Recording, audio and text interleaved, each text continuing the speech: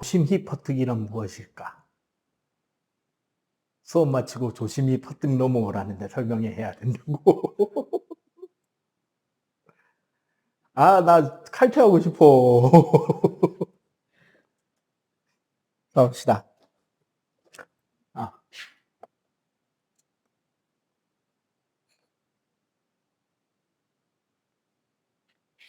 자, 전류의 자기효과에는 사실 여러분들이 중학교 2학년 때 배운 개념들을 좀 더 계산적으로 배우는 내용이랑 그 다음에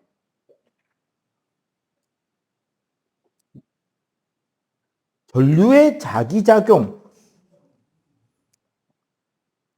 그 전자기력을 만들어내는 거. 그러니까 결국 여기서 배우는 거는 일단 먼저 배우는 게 앙페르의 오른손 나사 법칙인데 우리가 중학교 때 배운 걸 중심으로 생각하자면 어떻게 되느냐면 핵심 축이 방향에 집중돼 있었어요. 그지? 나침반의 방향은 어느 쪽이냐? N극이 어디를 가리키느냐에 집중돼 있었다면 중학교 때는 고등 과정에서는 자기장의 세기 자체를 다룹니다. 그래서 계산을 하게 될 거고요. 특히 직선도선을 중심으로 했을 때 자기장의 방향이 생길 거 아니야. 그거를 수치적으로 계산하게 된다는 거야. 그러면 역시 이 단원도 여러분들의 샤프심을 줄여주기 위해서는 표준값을 제로값으로 해가지고 개의 몇 배수냐, 개수만 뽑아서 장난치기로 빨리 계산하는 방법이 생기겠죠. 그리고 방향이 부호고 부호가 방향이라는 거를 기억해 줘야 돼요. 우리 전기력 같은 경우는 수직선상에서 보통 어떻게 했어? 플러스 X냐 마이너스 X냐 방향으로 이야기했잖아.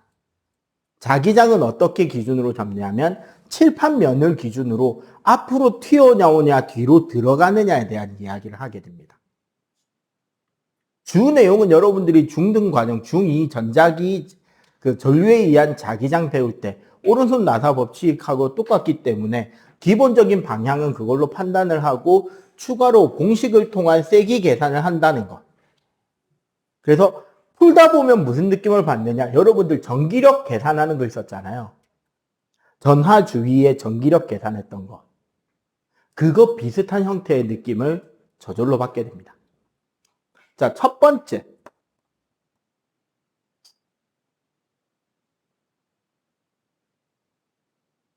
직선도선 주위.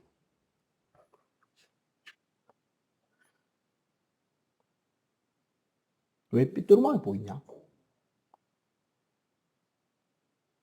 전류가 이렇게 위쪽 방향으로 일정한 전류가 흐를 때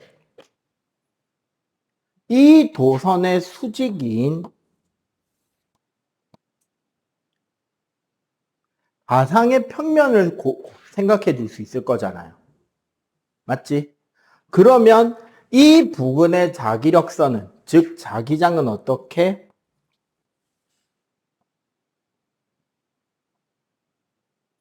동심원의 형태로 표현이 됩니다.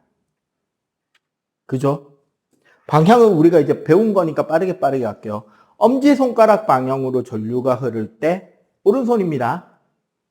손가락이 감기는 쪽으로 나침반의 자기장의 N극이 돌아간다라는 거예요. 오늘은 손동작만 따라가도 반은 먹으니까 따라합시다. 좀 늦게 와놓고 책 펴서 오늘 114쪽 아니 174쪽 이때 거리가 R 떨어져 있는 요 점의 자기장의 세기는 여기 이 숫자 1은 숫자가 아니고 직선도선이라고 내가 짝대기 하나 꺼놓은 거예요.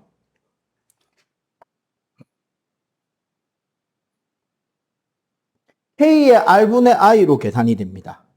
우리 책에는 비직선은 비례한다 R분의 I라고 돼 있는데 비례상수값 K 넣어두는 거를 좀 더 연습을 해두는 게 좋아요. 왜냐면 내 생각에 직선하고 원형하고 혼합으로도 사실 나올 수 없는 건 아니거든요. 원래는 물 원에서부터 나왔는데 이번 교육과정 지침서를 내가 한 번 더 상세하게 찾아봐야 될 것 같긴 하지만 중복될 수 있는 부분입니다. K의 R분의 I가 되고 그렇다는 말은 뭐다? 거리가 R, 전류가 I 혹은 1A가 됐든 I, 전류도 몇 암페어라고 숫자를 안 주고 I, 2I, 3I 이렇게 줄 거란 말이에요. 거리도 R, 2R, 3R이나 D, 2D, 3D로 주겠지. 그러면 결국 요 기본값의 몇 배냐의 형태로 자기장의 세기 계산식을 간단하게 만드는 방법이 존재하겠다. 그치? 맞죠? 자, 그리고 요렇게 해서 돈다면 결국 요 칠판 평면을 기준으로 보면 요렇게 도는 느낌이니까 결국 요쪽 면은 나오는 방향의 자기장이 찍히겠죠. 동그라미의 점. 요쪽 면은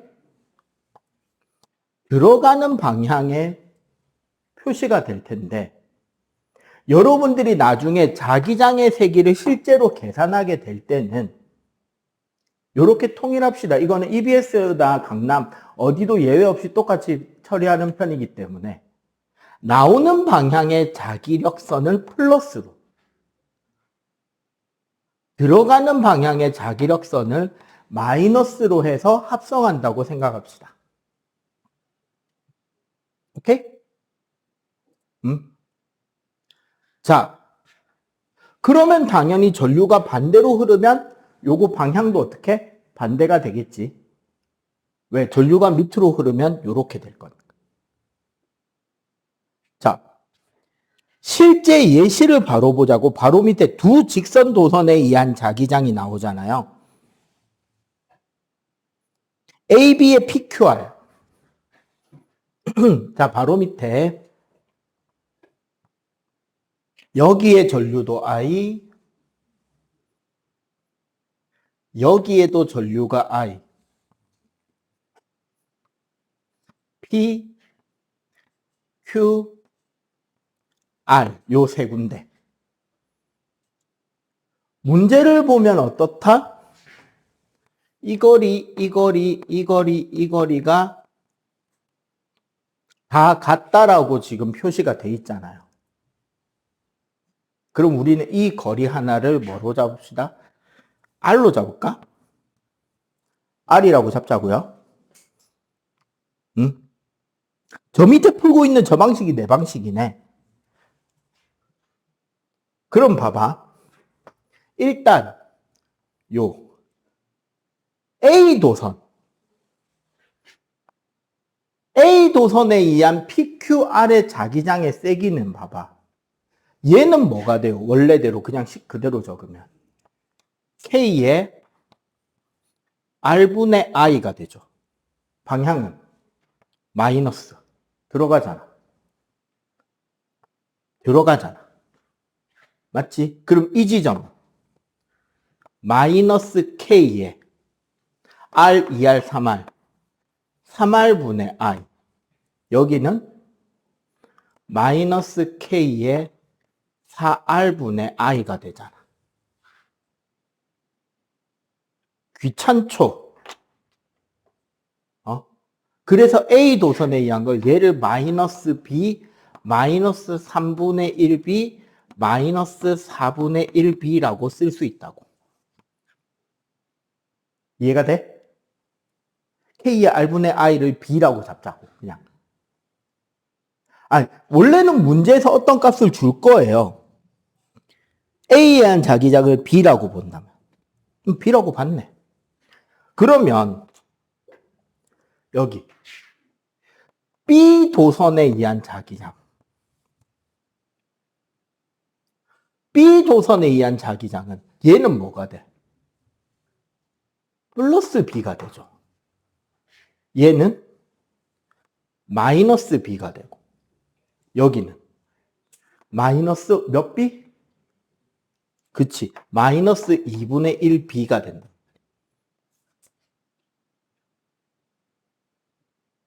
합성하면 어떻게 되는데? 여기는 0이네. 여기는 마이너스 3분의 4b가 되고, 여기는 마이너스 4분의 3b가 되죠.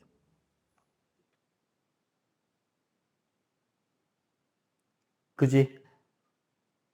그리고 여기서 그럼 우리가 조금 더 추정해 보자면 뭐를 알 수 있게 되느냐?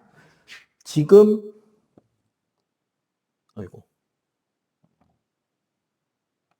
요 P점이 자기장의 세기가 0인 위치 라인이잖아. 그러면 결국 우리는 이 선상이 자기장의 세기가 0인 선이죠. 이 선에서 이쪽은 A가 우세. 그럼 자기장 방향성은 A를 따르겠지. 맞지? 이 선에서 이쪽은 B의 자기장이 더 우세할 거 아니야. 더 가깝게 되니까. 그러면 요 방향은 대체로 마이너스의 부호일 거고, 자기장 방향이 들어가는 쪽일 거 아니야. 여기는 나오는 쪽이 된다고. 요런 건 이해할 수 있겠죠? 요렇게 도선 두 개를 합성하는 거. 나란한 건 기본이게 되겠죠. 응? 그럼 실제로 여러분들을 괴롭히는 거는 도선을 어떻게 놓을까요? 십자로 교차해야지. 야, 이건 중등에서도 나왔잖아. 나 중등 설명할 때도 이거 했는데. 난 심지어 이거 전류도 다르게 줬는데, 그때. 전류 세기도 다르게 줄 수 있잖아. 그러면 적어도 뭐 정도는 해줘야 돼? 교차 정도는 해줘야 되죠. 전선도 2개 말고 몇 개? 한 3개. 그렇게 하면 뭐가 되느냐? 대칭이 되는 점이 보여요. 그렇게 해가지고 각 전류가 어느 정도의 세기가 되는지, 혹은 전선만 있고 알고 보면 전류 안 흐르는지, 이런 거 저런 것들에 대한 것들을 판단할 수 있는 연습을 해야 된다. 즉 결론, 물리학은 전에도 말했죠. 여러분들이 만든 샤프신과 지우개 똥 양만큼 여러분들의 실력이 커나갑니다. 졸라 풀어야 됩니다. 알겠지? 자, 두 번째, 원형 전류에 의한 자기장.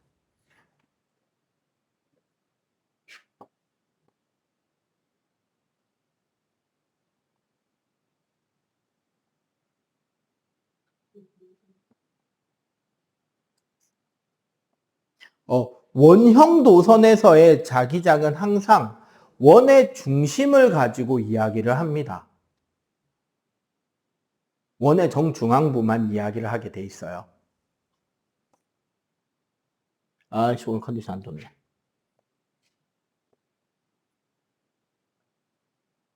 원의 정중심부에 대한 이야기입니다. 굳이 따지자면 봐봐. 원형 전류라는 것은 짧은 직선 도선이 조금씩 방향을 계속 바꿔가면서 만드는 게 원형 도선이잖아요. 그럼 실제로는 우리가 전류가 요렇게 시계 반대쪽으로 전류가 흐른다는 거는 올라가는, 왼쪽으로 오르는, 내려오는 오른쪽으로 가는 전류에 의한 자기장의 세기와 방향의 중첩이 되잖아. 그래서 바깥쪽은 세기를 사실상 0이라고 인식해버립니다. 없는 건 아니에요, 사실은. 근데 계산할 때는 보통 0이라고 많이 인식을 하게 되고, 우리가 실질적으로 계산하는 거는 요 정중앙부만 이야기합니다. 이 원의 반지름을 R, 전류의 세기를 I라고 할 때 원형도선 중심부를 지나는 자기장의 세기, B라운드는 동그라미예요.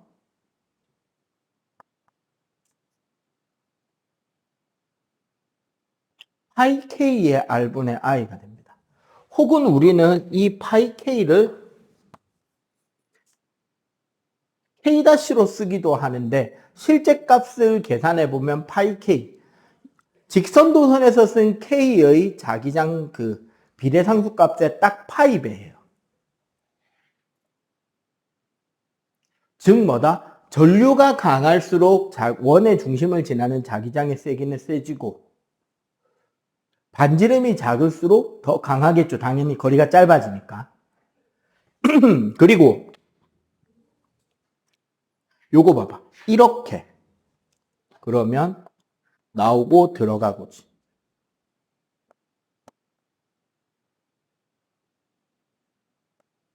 그러니까 가운데는 나오는 방향으로 연결이 되잖아.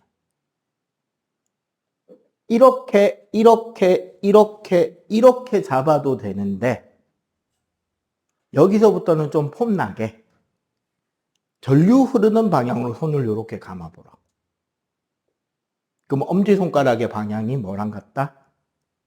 자기장의 방향과 같게 나오죠. 그러면 전류가 시계 방향으로도 흘렀다면 들어가는 자기장, 반시계 방향으로 흐르니까 나오는 자기장이 되겠지. 오른손 나사로 하나로 같이 계산합니다. 자, 그렇다면 이 원형 도선의 실제 문제 출제 유형은 어떻게 되느냐? 아까 저기 문제가 있던 난 두 바닥 넘어가 보니까.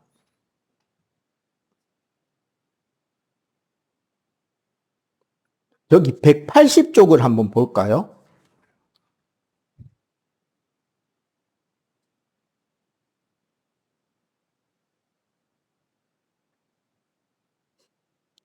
저기 180쪽에 나 있죠, 나.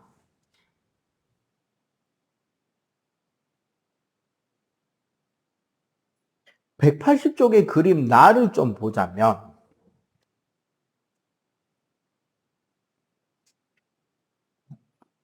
동심원인 두 개의 원형 도선이 위치하고 있잖아요. 그지? 요거 나만 한번 바로 풀어볼게요.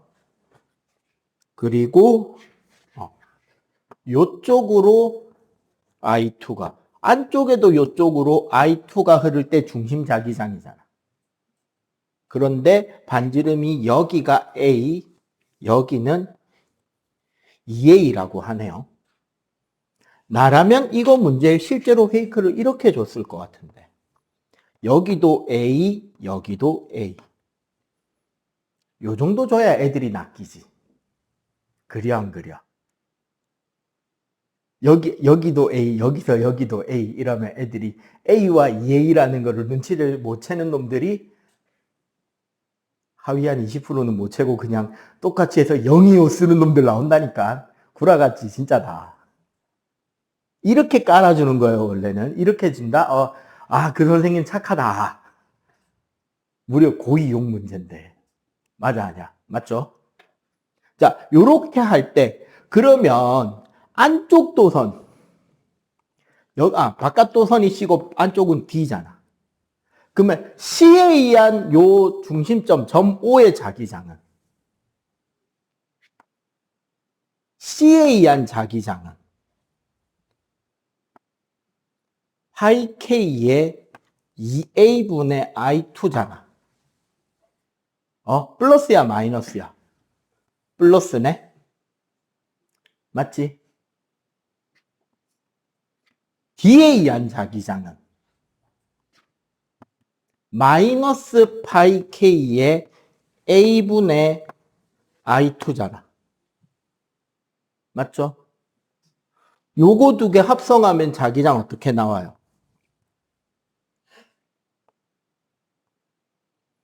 나에서의 자기장은 마이너스 파이 K의 2A분의 I2로 요렇게 계산값이 나오잖아. 맞지? 그럼 여기서 봐봐. 나에서 O의 합성자기의 세기와 방향은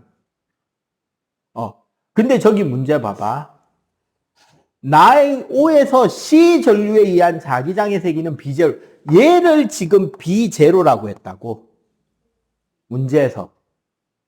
맞지? 그러면 얘는 얼마가 돼요?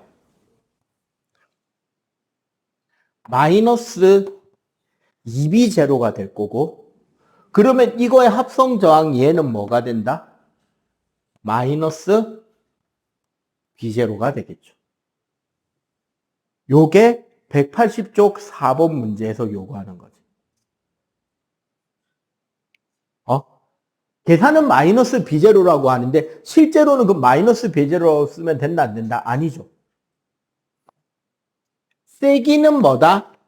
B제로인 거고 방향은 뭐라고 말해야 된다? 종이에서 나오는 방향, 종이로 들어가는 방향. 그렇지. 종이에 수직으로 들어가는 방향. 요렇게 표시해 주면 되겠죠. 요렇게까지 변환해서 답을 요구하게 된다는 거지. 플러스 마이너스는 단지 뭐일 뿐이다? 방위, 즉 방향값에 대한 부호일 뿐이다 라는 거야. 직선하고 원형까지 이해가 됐습니까? 그러면 180쪽에 여기 대표 자료 분석 1, 2, 3, 5 빨리 한번 마저 풀어보세요. 여기서 잠깐 끊읍시다. 일을 해야 되니까 빨리빨리 합시다.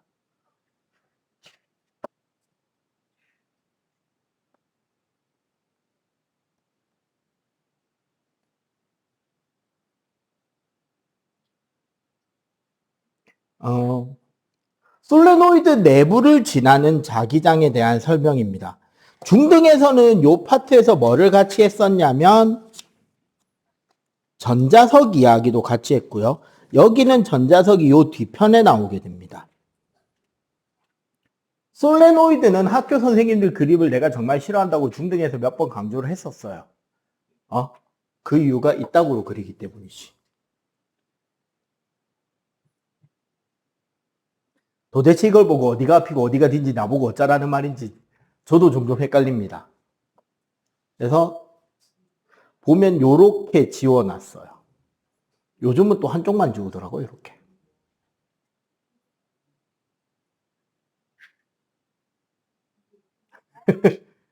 그래도 헷갈리죠 지금. 똑같이 모양을 잡으면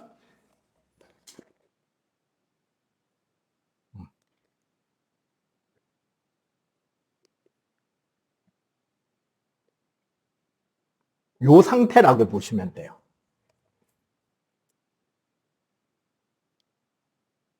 오케이? 솔레노이드는 이렇게 균일한 간격으로 전선이 잘 감겨 있는데 실제로는 이거보다 더 촘촘하게 감아야지 찐 솔레노이드라고 할 수 있어요. 그리고 그렇게 엄청 촘촘하게 많이 감아주게 되잖아. 그러면 어떤 특징이 되느냐? 실제로는 이제 이렇게 되겠죠.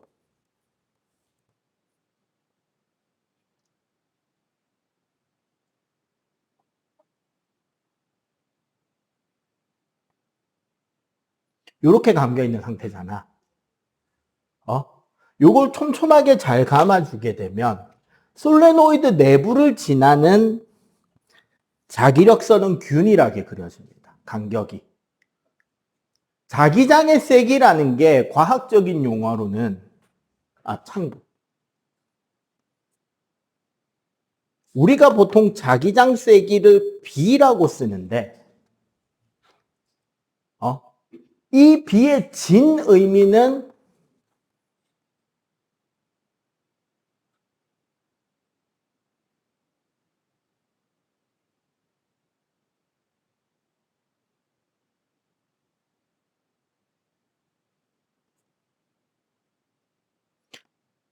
단위 면적을 지나는 자기력선의 개수입니다. 그러면 말 그대로 자기력선이 얼마나 촘촘하게 그려지느냐가 바로 자기선속이라는 거죠.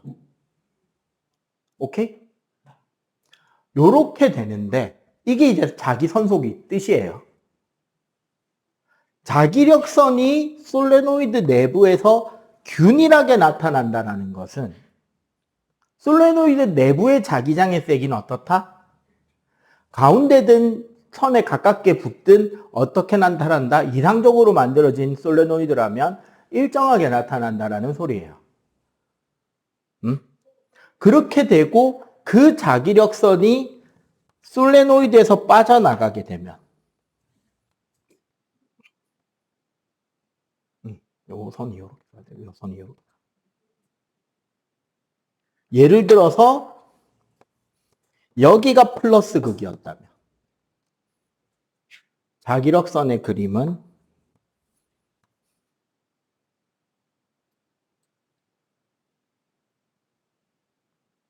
이런 식으로 그려진다는 거예요.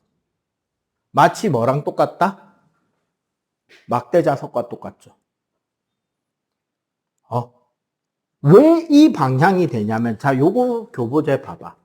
옆으로 우리가 이렇게 보면 분명 솔레노이드잖아. 얘를 90도 돌려서 보게 되면 원형도선이죠, 그냥. 여러 바퀴 감겨있는 원형도선이 돼버리잖아. 맞지? 그러면 솔레노이드 내부를 지나는 자기장의 방향은 아까 우리가 방금 전에 했던 원형도선의 자기장의 방향과 동일하게 나타난다는 거야. 지금 건전지 플러스 극을 내가 표시한 이유가 뭐예요? 여기서 전류가 나갔을 때 지금 이 솔레노이드는 앞쪽에서 전류가 위로 넘어가서 뒤로 넘어가는 전류 방향이 그려진다는 거잖아. 요렇게 감겼죠, 요렇게. 그러니까 엄지손가락 방향으로 자기력선이 나가게 되고, 엄지 쪽으로 자기력선이 나간다는 건 무슨 소리다? 이쪽이 마치 자석의 무슨 극? N극. 엄지가 가리키는 방향이 N극이 되어버린다. 이 반대쪽이 S극의 역할을 하게 된다는 거. 자석, 우리 막대 자석을 기준으로 본다고 할 때도. 오케이? 솔레노이드의 자기력선에 그러면 이 내부 자기장의 색이 왜 감아놨는지 알겠죠? 돼지꼬랑이처럼. 솔레노이드 티내는 겁니다. K2-에 NI라고 되어 있고요. 공식적으로는. 요통 요거는 안 버려야 되겠다. 들고 다니겠다. 다음 주엔 테이프 발라놔야지. 요거를 좀 풀어 쓰자면 첫 번째 풀면 뭐가 된다?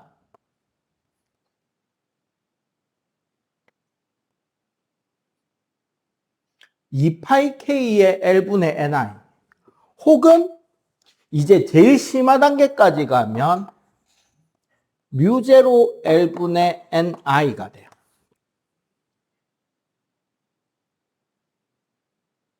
그러니까 비례상수값의 크기가 2파이K로 사실은 제일 많이 겹쳐지기 때문에 요만큼 증가한다는 소리고, 제일 중요한 부분, 요 소문자 n의 뜻이 여기에요. 뭐? 길이당 가문수. 즉 소문자 n의 의미는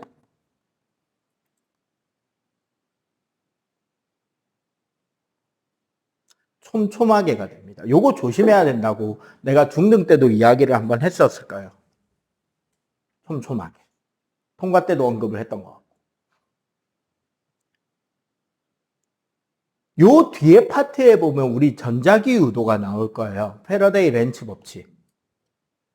응? 유도 전류의 세기를 증가시키는 방법이라고 옛날에 벌써 한 5년쯤 된 것 같네. 어떤 고등학교 시험 서술형 문제로 나왔는데 그 글쓴이의 주장에 따르면 자기 아들이 전교 1등이래. 전자기 유도 파트에 서술형 문제가 나왔는데 배점이 되게 높았고요. 유도 전류의 세기를 증가시키는 방법을 물어봤는데 방법이 두 가지가 있었는데 뭐냐면 움직이는 자석의 세기를 증가시킨다와 공식적으로 정확한 정답은 솔레노이드를 많이 감는다였어요. 우리 패러데이 법칙은 V는 마이너스 N의 델타 T분의 델타 파이기 때문에 대문자 N만 적혀 있어서 많이가 맞아요. 순수한 T적 관점에서는. 그런데 그 학생이 자석의 세기를 증가시킨다라는 건 바로 맞겠었는데 솔레노이드를 촘촘하게 감는다라고 썼대요.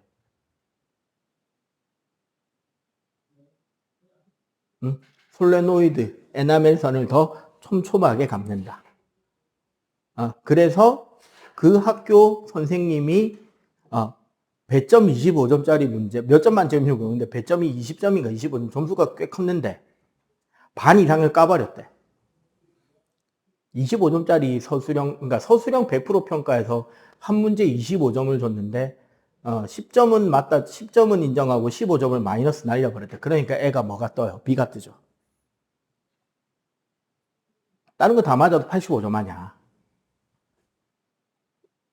촘촘하게라고 썼다고. 그래서 애가 나름 자료를 졸라 모아서 이의제기하러 갔는데 이의제기한다고 들이댄 설명 자료를 이걸 갖다 낸 거야. 나 그 학교 선생님 졸라 착하다고 댓글 썼어요. 그리고 그 새끼 전교 1등 아닐 거라고도 썼어. 봐봐. 전자기 유도에서 전류를 증가시키는 거는 전자기 유도 단원이잖아. 근데 자기가 촘촘하게가 맞는 증거라고 들이댄 건 앙페르 법칙의 솔레노이드 내의 자기장 공식을 들이댄 거야.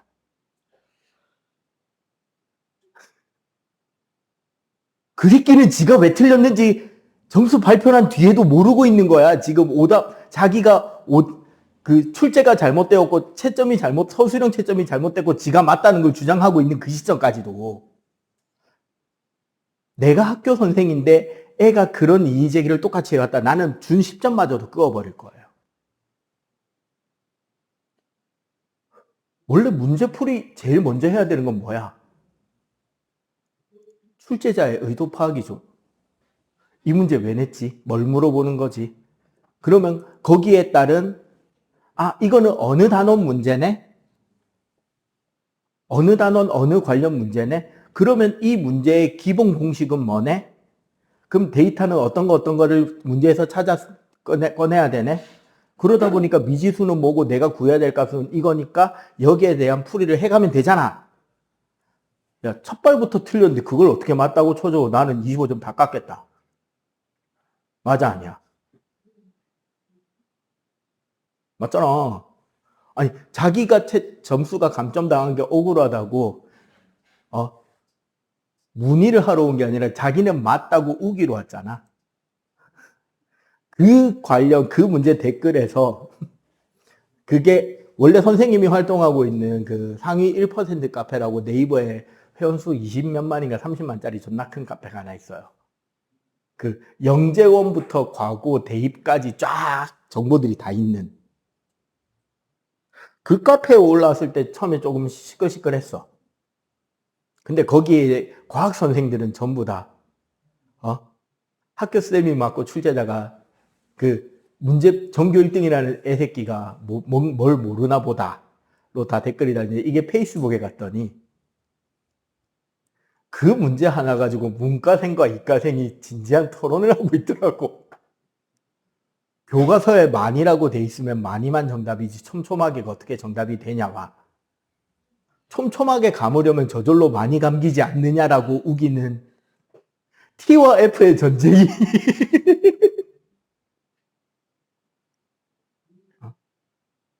거기를 평정해 줬죠. 기본 공식이 이렇다고. 공식상 얘는 많이 감았고 얘는 솔레노이드는 촘촘하게 맞다. 근데 오답이라고 제안하는 자료가 난 이제 원문을 봤었으니까 원문에서 오답이라고 들고 간 자료가 이거다. 이게 이 내용과 전혀 다른 공식이다. 나라면 다 깠다. 댓글을 딱 써놨다. 그 뒤로 조용했어요. 근데 그 게시물 매년 시험 기간만 되면 페이스북이나 인스타에 돌아다니거든요. 그거랑 비슷해요. 좀 학생들이 안 들어갔으면 좋을 것 같은 베스트라는 사이트가 있습니다. 앞에 두 글자를 모으면 1배죠. 원래 그거 DC에서 파생돼 나온 사이트인데 합성짤이나 이런 게 진짜 명작이 나와도 게시물 리젠수가 너무 빠르니까 뒤로 날아가 버리니까 그 중에 진짜 좋은 것만 따로 모으는 사이트를 만들자 해서 출발했다가 어떻게 된 건지, 극우 또라이 중2병 환자들만 잔뜩 모인 사이트가 돼버렸는데, 정치적인 거 빼놓고 그냥 병신들이 모인 거예요.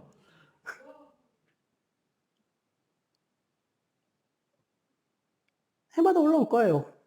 거기에서 흔히, 거기 애들이 전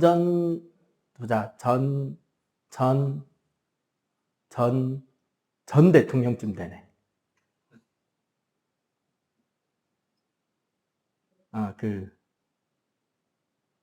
노시력을 가지던 대통령을 놀린답시고, 경상도 사투리와 어설프게 섞어서 말끝마다 노노거리는 놈들이 있단 말이죠. 그거 부산 사투리의 노와 나의 차이를 모르고 나 써야 될 때 노 쓰면 딱 잡히는 거란 말이야. 아냐, 너희들 노와 나의 차이? 할게요. 사람들이 나를 부산 토박이라고 하면 안 믿더라고. 자, 그래서 이거 같은 경우는 촘촘하게 그 패러데이 법칙에 가면 많이가 맞는 거예요.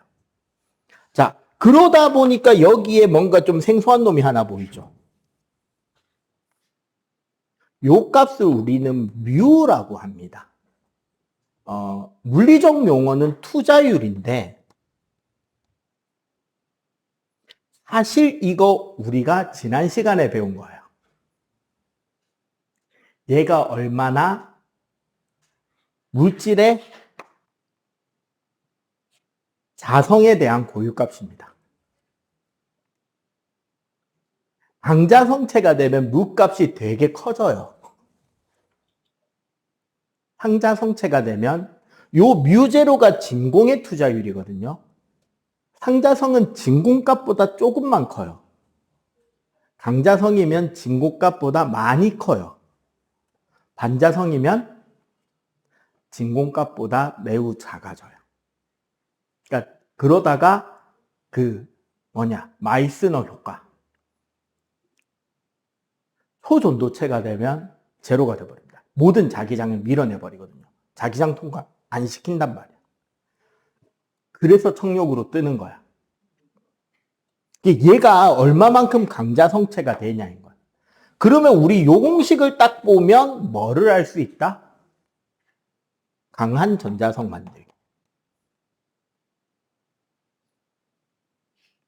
전자석의 세기를 강하게 하려면 네 가지를 조절하면, 그러니까 세 가지를 조절하면 되죠. 어떻게? 전류를 많이 흘리면 되고. 에나멜선을 어떻게 감아야 돼? 많이 감아야 돼? 촘촘하게 감아야 돼? 에나멜선을 촘촘하게 감아줘야 되고, 마지막으로 투자율이 큰 물질, 강자성체의 심을 솔레노이드 내부에 꽂으면 강자성체의 자기장 증폭 효과로 인해 더 강력한 전자석을 만들 수 있게 된다는 거죠. 오케이? 그래서 솔레노이드, 중학교 때는 요 솔레노이드 자기장의 방향을 많이 물어봤고요. 고등학교에 되면 솔레노이드와 그 부근에 있는 자석이 인력이냐 청력이 되냐. 그리고 솔레노이드로 장난칠 때는 보통 뭐를 많이 쓰냐면 자성체 앞에 개념 있잖아요. 강자성, 상자성, 반자성. 그거랑 연계해서 인력, 청력, 약한 인력. 그러니까 정확하게는 강한 인력, 약한 청력 요 세 가지 정도를 구분시키거나 솔레노이드를 이용해서 자기장을 만들면 그게 자기화 되냐 안 되냐 이런 것들을 조합해서 그리고 자기화 된다면 어느 방향으로 자기화 되냐 이런 거 저런 거를 묶어서 설명하는 용어로 나오고 솔직하게 고등과정부터 솔레노이드를 가지고 문제를 직접 솔레노이드만으로 나오는 문제수는 상당히 적습니다. 오히려 앞에 직선도선이나 원형도선은 전선 여러 개를 겹쳐둠으로써 자기장 세기 이야기를 많이 한단 말이에요. 근데 솔레노이드는 차라리 자기장 세기보다는 패러데이 법칙에서 이야기를 패러데이나 렌즈 법칙에서 사용하는 경우가 더 많아요. 자기장 자체를 물어보는 것보다는. 오케이, 알겠지? 그럼 빨리 솔레노이드 필기 정리하고 그 뒤에 전자기력으로 넘어가도록 할게요. 자, 여기서 여기까지 솔레노이드 선이 있는 곳에 솔레노이드 길이 여기가 L. 요 솔레노이드가 지나는 공간 면적이 면적인 건데 여기서는 이 면적은 상관없고 N이네. 한 바퀴, 두 바퀴, 세 바퀴, 땡땡땡 N 바퀴. 바퀴수, 가문수. 그러니까 패러데이는 그냥 대문자 N만 들었고 여기는 소문자 N. 그래서 길이당 가문수니까 촘촘하게가 되는 거예요. 이런 거예요. 봐봐. 10cm에 15바퀴 감은 거랑 20cm에 20바퀴 감은 거. 자기장의 솔레노이드를 만들었을 때 자기장의 세기는 누가 세진다? 내부 자기장의 세기는 10cm에 15바퀴, 20cm에 20바퀴. 10cm에 15바퀴가 더 자기장의 세기는 세져요. 근데 이 두 개를 놓고 전자기 유도를 이용해서 전압을 만들게 되면 20cm, 20바퀴가 더 많이 전압이 나옵니다. 요 차이를 이야기를 하는 거예요, 순수하게. 오케이?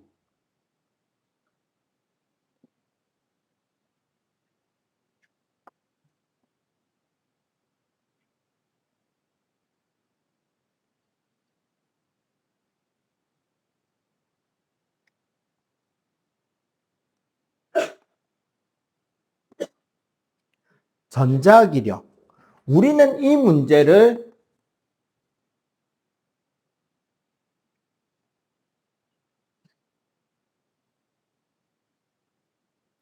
플레밍 법칙이라고 해요.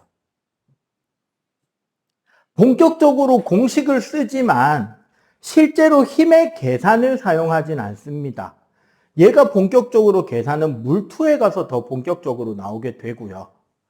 원에서는 기본적으로 회전 방향, 즉 힘의 방향을 중등에 의해서 그대로 물어본다라고 생각하시면 돼요. 힘의 그리고 하나 더 물어본다면 힘의 크기를 증가시키는 방법에 대한 언급. 조금 더 꼬운다면 두 직선도선의 전류를 흐르게 할 때 두 직선도선이 받게 되는 힘의 방향 정도는 물어볼 수 있게 돼요. 서로. 자, 무슨 소리냐? 일단 기본적으로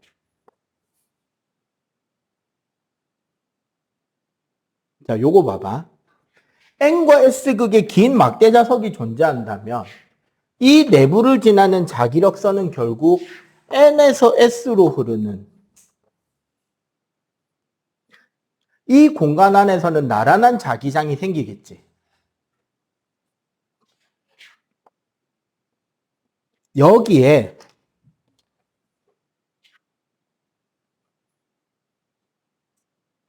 나오는 방향으로 수직으로 전류가 흐른다라고 생각해 봅시다. 이 면의 수직으로 나오는 방향이에요, 전류 방향은.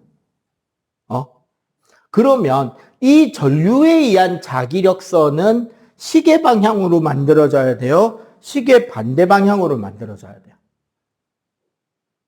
그렇지. 이렇게 도는 거잖아.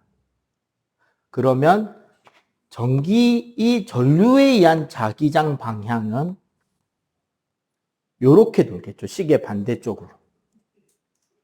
이렇게 중첩이 된다고 했을 때 결국 요 위쪽은 두 자기력선이 반대 방향으로 중첩됐잖아. 그러면 강해져요, 약해져요? 약해지겠지. 아래쪽은 같은 방향으로 중첩됐죠. 그러면 자기장의 세기는 어떻게? 좀 더 강해지겠지. 그지? 그렇게 되면 실제로 이 그림이 여기는 약해지고 여기는 자기장이 강해진다 그랬잖아. 그럼 실제로 저 그림을 다시 옮겨 그리게 되면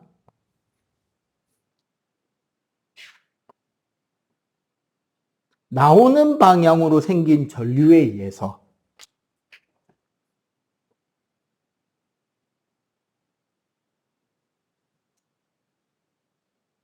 요렇게 돼버린다는 거죠. 자기력선. 요 밑에가 더 촘촘하지, 자기력선이. 요 위에가 널널하고. 이 차이로 인해서 이 도선은 어느 쪽으로? 위쪽 방향으로 힘을 받게 됩니다. 좌표축으로 그려서 설명하자면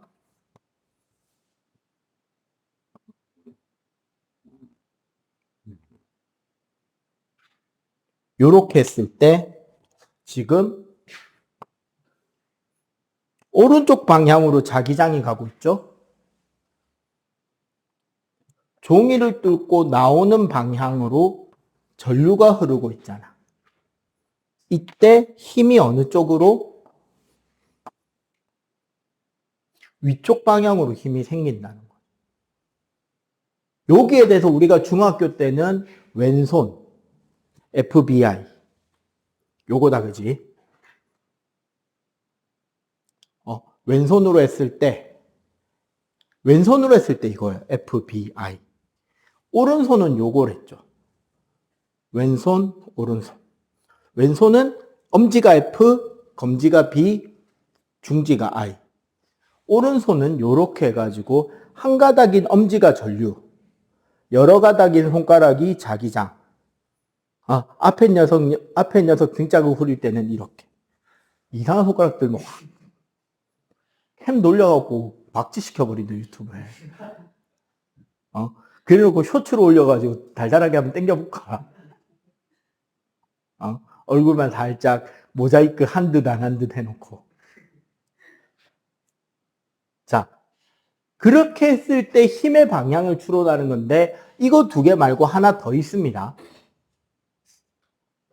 원래는 벡터 곱이에요. 이것도 따지고 보면.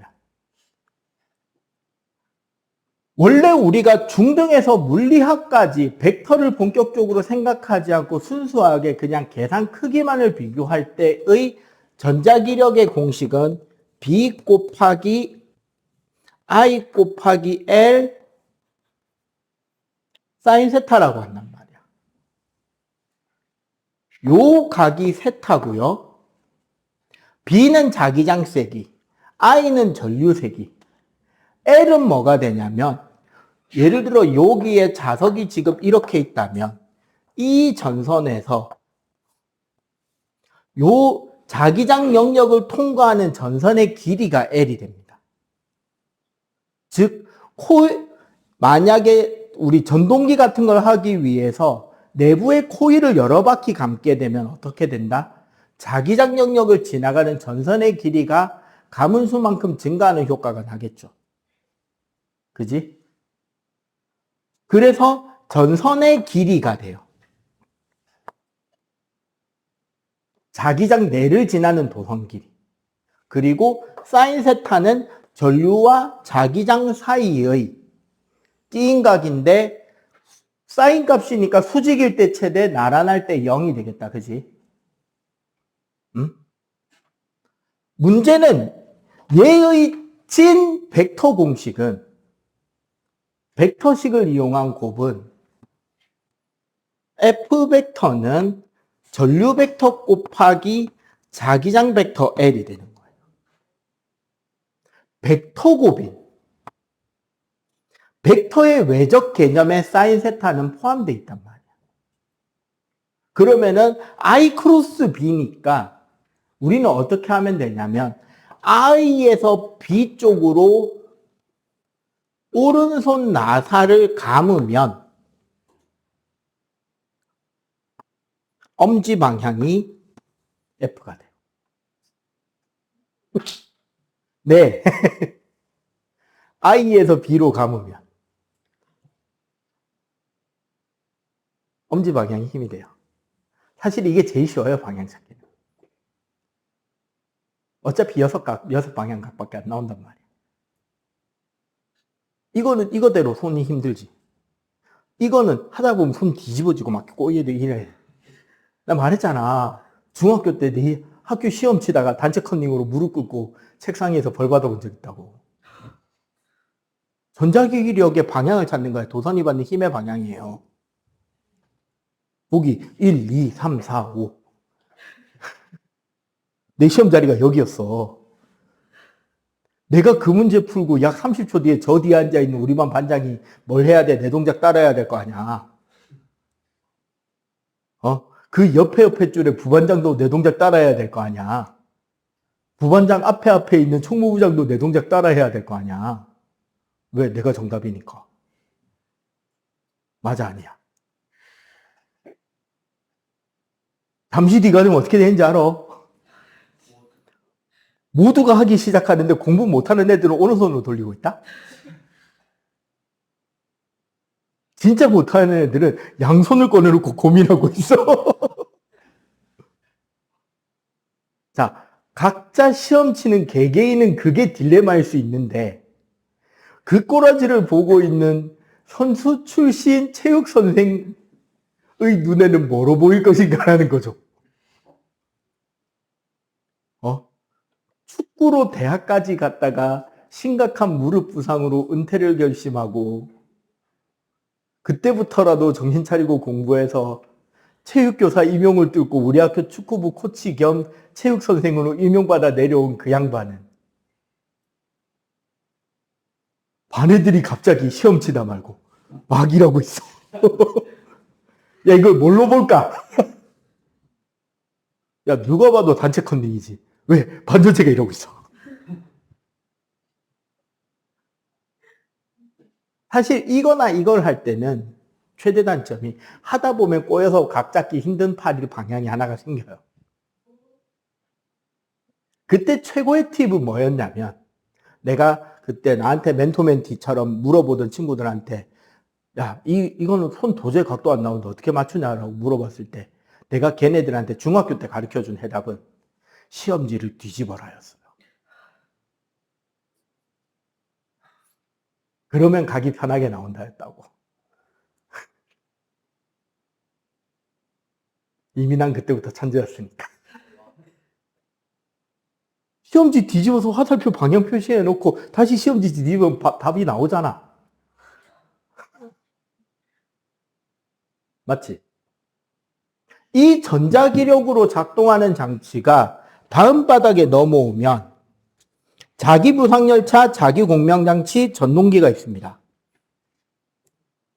현재 자기부상열차 같은 경우는 전 세계에 상용화 설치되어 제대로 운용되고 있는 거는 상하이 국제공항에서 상해시까지 연결되는 한 200km? 100 몇십 킬로 정도 떨어져 있다 그래요. 국제공항에서 도심까지. 대륙의 스케일을 무시하지 말아요. 참고로 부산에서 100km면 대구입니다. 상하이 국제공항에서 상하이 시내까지 가는 그 100 몇십 킬로, 100km가 200km가 되게 먼데 그 거리에 자기 부상열차가 다녀요. 장점은 조용하고 진동이 없다는 거죠. 혈기를 따라가는 게 아니잖아. 공중에 붕 떠서 가잖아. 그러니까 덜컹덜컹 안 하는 거야. 그리고 속도 제한도 없어지고. 그리고 위험하지도 않아요. 실제로 뜨는 게 한 7mm에서 1cm 뜨나? 최대 한 2cm 뜰걸? 레일에서? 정전되면 그냥 1cm 쿵 떨어지고 끼익 하고 미끄러지면 끝이야. 밑에 레일은 있어요. 레일에서 1cm에서 2cm만 띄운 채로 날아가는 거야. 정전돼서 쿵 떨어져도 그게 위험하지 않겠죠. 1mm, 1cm 떨어지는 거니까. 순간 깜짝 놀라긴 하겠다. 저기에 만약에 초전도체를 쓸 수 있다면 강한 반자성으로 띄우는 게 공짜. 그리고 도선에 전류를 흘려보낼 때 전력 손실이 생기지 않으니까 그것 또한 이득이 되겠지만 아직은 임계온도에 도달하기가 힘들기 때문에. 자, MRI 같은 경우는 뭐냐면 아까 우리가 자기장 공식 배울 때 투자율이라는 개념이 나왔었잖아요. 물질마다 분자마다 자기장이 지날 때 그 자기장의 세기에 영향을 주는 값이 존재한다는 거야. 사람 몸으로 치면 수분, 뼈, 근육, 인대, 지방층, 일반 피부층, 혈관, 신경, 전부 다 투자율이 달라요. 구성 성분이 조금씩 다르기 때문에. 단백질이 주성분이긴 하겠지만. 그러다 보니까 MRI 장치에 들어가서 우리가 누워서 우리 몸의 자기장을 통과시켜서 쫙 스캔을 떠버리면, 원래 엑스레이나 CT 촬영도 원래 엑스레이예요. 그 의학 드라마 보면 CT 찍는다 하는 거 있잖아. CT는 뭐, 엑스레이는 그냥 우리가 요렇게 해서 한 장, 그 다음에 몸 90도로 돌려서 옆에서 한 장, 뭐 이렇게 아픈 부위를 직각으로 몇 번 찍잖아. 몇 개 자세 돌려가면서. CT는 그거를 한 10몇 장에서 20몇 장, 최대는 한 30몇 장까지 연속으로 찍어버리는 거예요. 카메라를 몸에 돌려가면서. 그럼 뭐가 나와? 그 사진들을 합성하면. 입체적인 사진을 볼 수 있겠지. 사진을 되게 여러 개 찍어서 입체적으로 사진을 합성한 뒤에 그 단면을 보게 되는 게 CT 촬영이 되는 거거든. 근데도 뭐는 나오지 않는다? 물렁뼈는 안 나와요. 뼈 위치 가지고, 뼈 위치나 뼈 간격 이런 거 가지고 물렁뼈 위치나 이런 것들을 추정해 보는 거야. 근데 MRI는 힘줄, 인대 다 나옵니다. 그래서 디스크인지 이런 것들 판정할 때는 반드시 MRI를 찍게 되는 거죠. 왜? 여러분들 그 뭐 닭이나 이런 것들 먹어보면 물렁뼈 있잖아요. 아니면은 감자탕 등뼈찜 먹다 보면 그 돼지 등뼈잖아. 뼈 사이에 여기 말랑말랑한 물렁뼈가 뼈에 붙어 있는 거 말고 그 사이에 약간 말랑한 거 하나 더 힘줄 안에 들은 거 있잖아. 그걸 디스크라고 하거든요. 그게 여러분들 자세가 안 좋잖아. 삐딱하게 앉거나 이렇게 기대서 앉거나 하면 삐져나와요. 뼈와 뼈 사이에 충격을 흡수하기 위해서 만들어 놓은 건데 얘가 자기 위치에서 삐져나와요. 그게 삐져나오면 그 옆에 신경다발이 지나간단 말이야. 척수라고. 여러분들 등뼈찜이나 감자탕 먹다 보면 그 척추, 그 돼지 등뼈 옆에 누런 색깔 기름 덩어리 같은 그 물컹한 그거 있잖아. 되게 그 크리미하고 약간 폭신하고 뭔가 진한 맛이 나는데 뭔지는 모르겠죠. 질기지도 않고. 그거 돼지 척수거든. 돼지 신경이에요. 디스크가 삐져나와서 신경을 옆에서 누르잖아. 그러면 실제 아프지도 않은 발목, 무릎, 골반 쪽이 아프다고 착각하는 거예요. 그게 디스크 환자입니다. 그게 삐져나오면 그렇게 돼. 왜? 나이 드신 분들이 허리야 왠지 오늘 비 올 것 같다. 바깥에 대기압이 낮아지면 디스크는 더 삐져나오겠지. 몸이 기압계가 되는 거예요. 비가 오거나 기압이 낮아지면 무릎이 쑤시고 발목이 시리고 허리가 아프다는 부모님들은 디스크 증상이 어느 정도씩 시작되고 계시는 거야. 근데 그게 관절마다 다 있다고요. 조금씩은. 그게 특히 심한 데가 허리고. 근데 자세가 개판이다? 포유류 유일의 허리 디스크를 가질 수 있는 종족인 인간이 가진 저주죠. 이족 보행을 하면서 나타나는 질병. 다른 동물은 디스크 없다. 왜? 네발 보행하잖아. 우리는 서서 보행하니까 우리 상체 몸무게가 어디에 집중이 돼? 우스갯소리로 그러죠. 남자는 허리가 생명인데. 멀쩡하게 운동하고 힘 잘 쓰시고 싶으시면 자세 똑바로 하고 관리 잘 하시기 바랍니다. 더 저주 같은 소리 하나 더 해줄까? 허리 안 좋아지잖아. 배 나온다.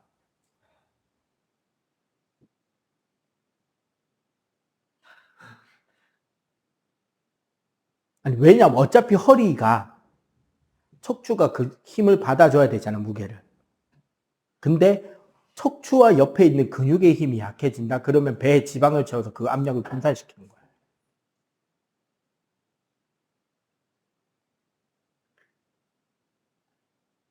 그거 싫어서 김종국은 죽어라고 운동했고. 김종국 허리 이렇잖아. 좌우측만층. 그러니까 김종국 런닝맨에 뛸 때 여러분들이 생각할 때 김종국 되게 이상하게 달리지 않냐? 달리기 같은 거 하면. 막 파바바박 유재석처럼 제대로 뛰는 게 아니라 어기적 뛰잖아. 덩치가 커서 그런 게 아니라 걔는 원래 못 뛰어요. 허리 때문에. 그거 복근하고 등 근육 운동한 거 가지고 버티는 사람인 거야. 그러다가 더 심한 저주가 걸렸지. 우리 종국이. 아, 나보다 형이구나. 그 사람이 가질 수 있는 최악의 질병. 한 9kg 뺐나? 자, 그래서 우리 전동기 한번 볼게요. MRI는 그거 이제 보는 데 쓰는 거였고, 전동기는 결국 뭐냐면, 여기 N극이 있고, 여기 S극이 있는데,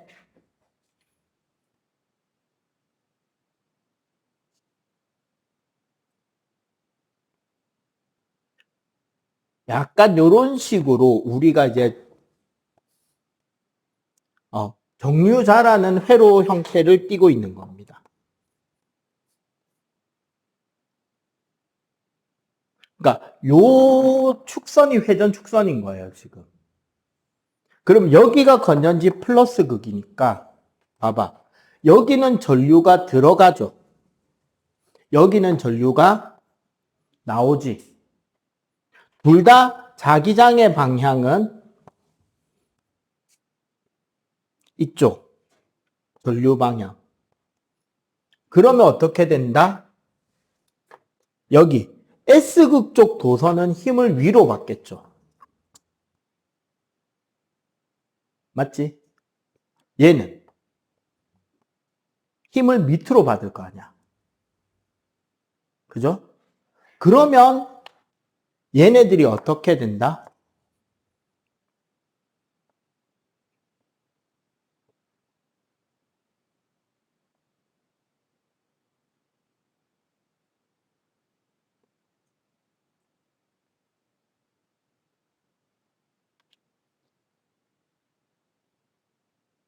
전선이 떠버리죠. 90도 돌아가니까.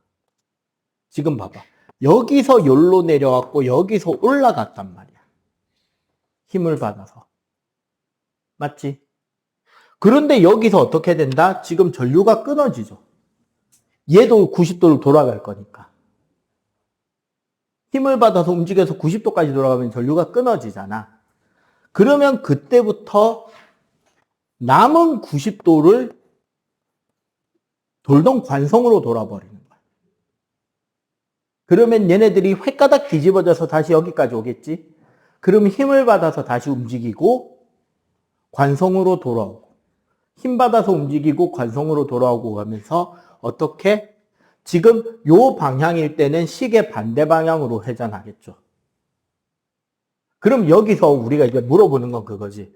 전동기의 출력, 세기, 회전 빠르기라던가 힘을 더 늘리는 방법은 결국 전자기력 F를 늘려주는 방법을 쓰면 전동기가 더 빠르고 강하게 회전시킬 수 있을 거 아니야. 근데 이거 말고 여기 건전지의 극성을 바꾸거나 자석의 극을 좌우를 바꾸게 되면 뭐가 바뀌게 된다? 자기장 방향이나 전류 방향이 바뀌겠죠. 맞지? 그러면은 모터가 돌아가는 회전 방향이 어떻게 된다? 반대로 되겠지. 둘 다 바꾸면 그대로 다시 돌아오겠죠. 하지만 건전지의 극성이나 자석의 극성을 바꾼다고 회전하는 힘이 더 세지거나 할 수는 없어요. 힘을 더 세게 하려면 어떻게 하면 된다? 더 강한 자석을 쓰거나 건전지의 전압을 올려서 전류를 더 많이 흐르게 하거나 아니면 호일의 가문수를 더 늘리거나 혹은 코일에 쓰는 에나멜 선의 저항을 더 적은 저항을 가지는 물질의 선으로 바꾸거나, 그럼 전류가 늘어나는 효과가 날 거 아니야.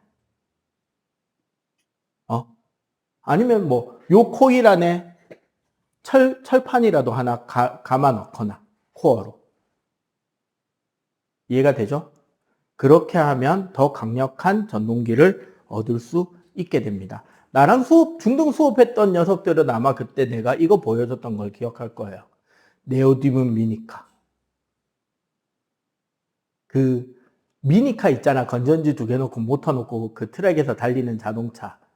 그거에 광적으로 미친 놈들이 모터 튜닝을 하다 말고 그 안에 자석을 빼고 네오디뒻 자석을 각 극성 맞춰서 집어넣고 에나멜선 대신에 찐 그 컴퓨터나 전자제품, 전문 전자제품에 쓰이는 18K나 24K 금을 이용한 금줄 가지고 그 모터 코어를 감거나 해가지고 튜닝된 모터를 써서 시속 70km에도 그때 그게 거의 10년 전 영상인데도 알잖아. 그 눈에 보이지 않게 달려버리는 거. 화질이 떨어져서. 실제로 요즘에도 그런 튜닝 해가지고 마개조 해가지고 스피드 레이스 뛰는 또라이들이 있긴 합니다. 모터값이 얼마야 그러면? 하기야 옛날에 내가 초등학교 때도 그 일제 미니카 5,000원 할 때 모터값 제일 비싼 건 35,000원이긴 했다만. 그때 나이키 제일 비싼 운동화 9만 원. 수학여행비 45,000원. 세뱃돈 기본값 1,000원, 많이 주면 5,000원, 10,000원 주면 절 2번 하고 싶어. 2번 하면 큰일 나죠. 졸라 많이 주면 10,000원짜리. 그래서 설날 때 그쯤 기준으로 설날 때 내가 10만 원 모은 게 최고 기록이었나? 친가 외가를 3일 동안 모두 돌아다니고.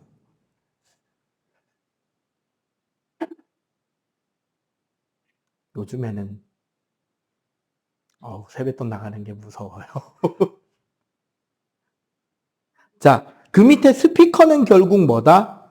저거는 지금 하는 것보다 사실은 뒤에 전자기 유도할 때 마이크랑 연결해서 설명하는 게 좀 더 좋을 것 같아서 스피커 부분은 여러분들 그냥 읽어보고 보시면 돼요.